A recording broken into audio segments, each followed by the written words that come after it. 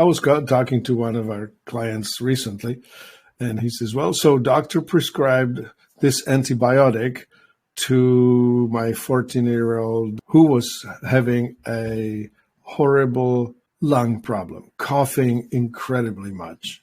And the concern was that there was going to be a bacterial infection in the lungs. And for that reason, we are prescribing an antibiotic.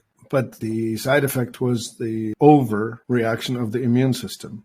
So they also prescribed right at the same time a steroidal drug, a prednisone, to try and block it. So you're putting in the antibiotic to block the invading microbes.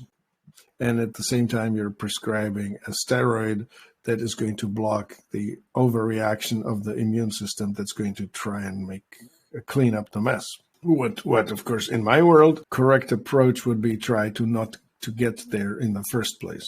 In the case of the rheumatoid arthritis, we have found that supplying large amounts of oxygen to the tissue is super helpful. So the ROS supplement that we have is called Amazing Soak.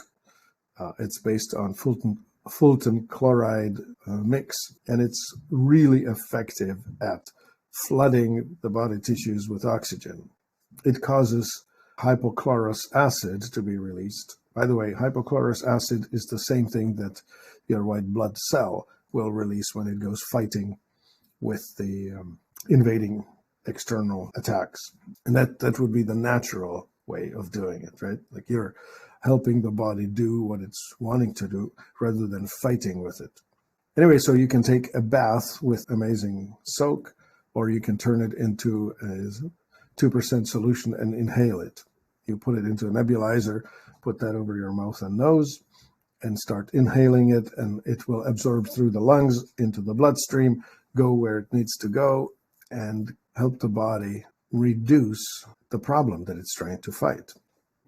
Even hydrogen peroxide, which is another way of getting a lot of oxygen into the body, would be effective at this.